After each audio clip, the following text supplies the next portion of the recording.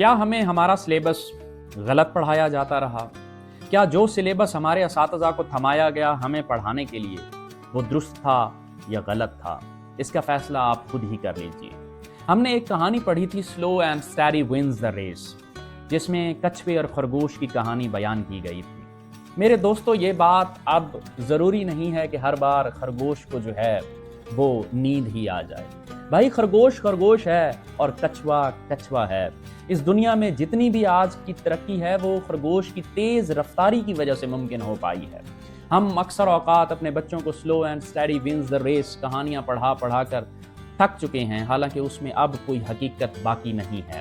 ایسپس کی 2500 سال پہلے کی لکھی ہوئی کہانی میں اب کوئی جان نہیں بچی۔ اب slow and steady wins the race کی بجائے اب ہونا چاہیے fast and focused wins the race, fast and furious wins the race.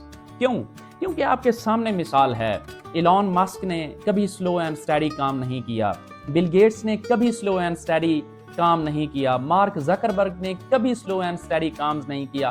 ہم اپنے بچوں کو کیا پڑھا رہے ہیں؟ یعنی وہ سلیبس جو آج سے 2500 سال پہلے ایک فیبل کہی گئی، اسی پر ہم نے اپنا تمام تر جو ہے وہ تھیسس بلڈ کیا ہوا ہے۔ اس تھیسس سے ہمیں نکلنے کی ضرورت ہے۔ جب تک ہم اپنے بچوں کو اس معاملے سے نہیں نکالتے، ہم ترقی کے زینے پر نہیں چڑھ سکتے۔ وجہ یہ ہے کہ سلو اینڈ اسٹیڈی اب قصہ پارینہ ہو چکا۔ جدید ٹیکنالوجی ہے، جدید لیپ ٹاپس ہیں، جدید کمپیوٹر ہے اور جین زی ہے۔ اس جین زی کو ہمیں سکھانا پڑے گا کہ آج کا دور صرف اور صرف ٹیکنالوجی سے روشناس ہے۔ ہمیں ان بچوں کو بتانا پڑے گا کہ بھائی، کمٹمنٹ بھی ایک چیز ہوتی ہے اور فاسٹ اپنے کام کو ملٹی ٹاسکنگ کے ذریعے ہم آگے لے کے جا سکتے ہیں۔ میں یہ نہیں کہتا کہ ہمارے اساتذہ کا جو ہے وہ قصور تھا، مسئلہ ہمارے سسٹم کا ہے۔ ہمارے سلیبس کو رینوویٹ نہیں کیا گیا، ہمارے سلیبس پر ایک مرتبہ پھر سے نظر نہیں دوڑائی گئی۔ اس پاکستان کی بات کی جائے تو ہم جو سلیبس بچوں کو پڑھاتے ہیں that is not up to the mark. وہ اس طرح سے ہے کہ وہ کمپیٹیبل نہیں بنتا۔ اب کمپیٹیبلٹی لانے کے لیے ہمیں اپنے بچوں کے ساتھ نئے کانٹریکٹ کی ضرورت ہے، اور وہ کانٹریکٹ یہ ہے کہ fast and furious, fast and focused wins the race. یہاں سے دوسری جو ہے وہ کہاوت ہمیں ہمیشہ سے پڑھائی گئی، وہ یہ تھی کہ 100 سنار کی ایک لوہار کی۔ بھائی، یہ کیسی کہاوت ہے؟